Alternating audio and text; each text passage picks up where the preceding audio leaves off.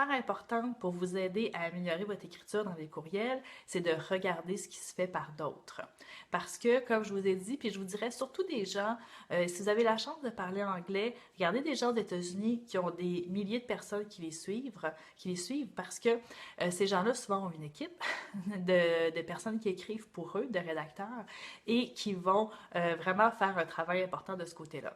Donc, c'est important d'étudier qu'est-ce que les autres font. Si vous voulez un site super intéressant, en anglais encore une fois, pour la rédaction web, je vous suggérerais d'aller voir Copy Blogger. Je pourrais mettre le lien en dessous de la vidéo. Et sur ce site-là, c'est un site gratuit, il faut juste s'inscrire. Il y a vraiment même des guides PDF sur la rédaction web super intéressants. Donc, hier, on a parlé des titres et on a dit que l'objectif du titre, c'était de faire ouvrir et lire notre courriel. Mais en fait, c'était vraiment de le faire ouvrir pour que la personne lise la première ligne. Et ensuite, qu'est-ce qui va nous aider pour la lecture du reste de notre courriel? La première chose, ça va être les sous-titres. Les sous-titres, super important quand on lit un texte sur l'écran, et ça c'est bon même pour vos articles de blog, des gros blocs de texte denses. On ne veut pas ça à l'ordinateur. Les gens ont déjà un déficit d'attention vraiment élevé quand ils regardent leur écran. Donc, il faut vraiment mettre de l'espace blanc, vraiment aérer les textes.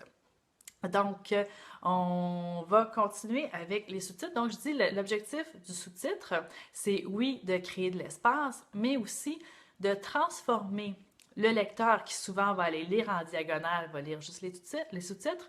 On veut que ce lecteur-là lise vraiment les paragraphes que vous avez écrits parce que là, vous n'êtes pas cassé la tête pour écrire une infolette pour que la personne ne la lise pas finalement.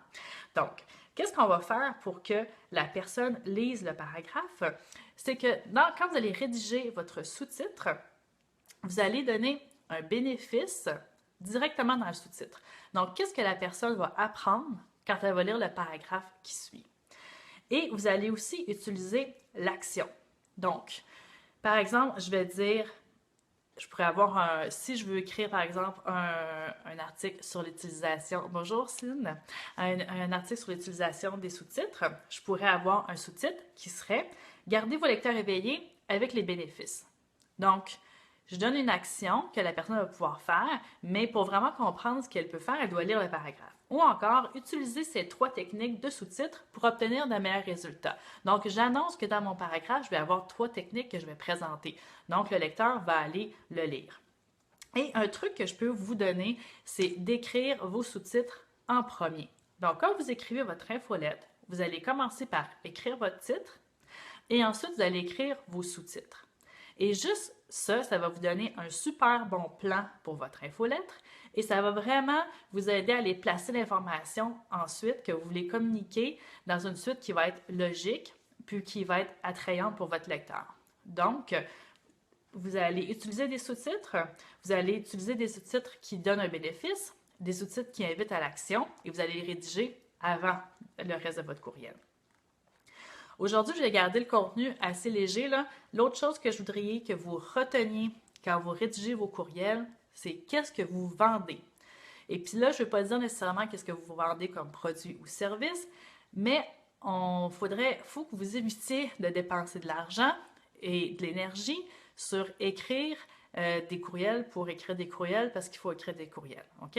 Donc, quand vous allez écrire votre courriel, vous demandez qu'est-ce que je veux que mon lecteur fasse. Est-ce que je veux l'amener vers d'autres articles sur mon site? Est-ce que je veux l'amener à aller voir une vidéo sur YouTube? Est-ce que je veux l'amener à me répondre à une question?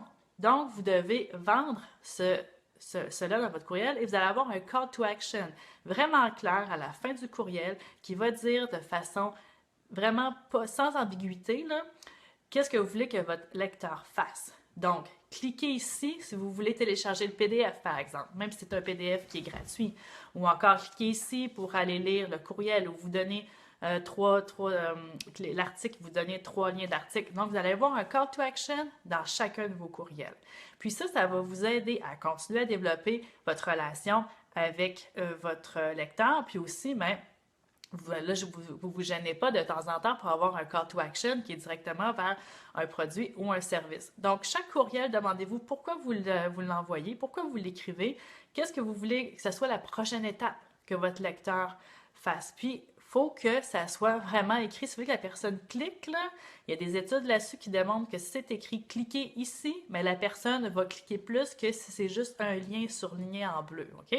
Donc, soyez super spécifique, sans ambigu et utilisez des verbes d'action pour vraiment. Bon, le call to action, si vous voulez, je vais vous mettre aussi un lien s'il y en a qui ne sont pas familiers avec le concept. Une vidéo super bien expliquée en français de Betty, médias sociaux, qui explique c'est quoi le call to action.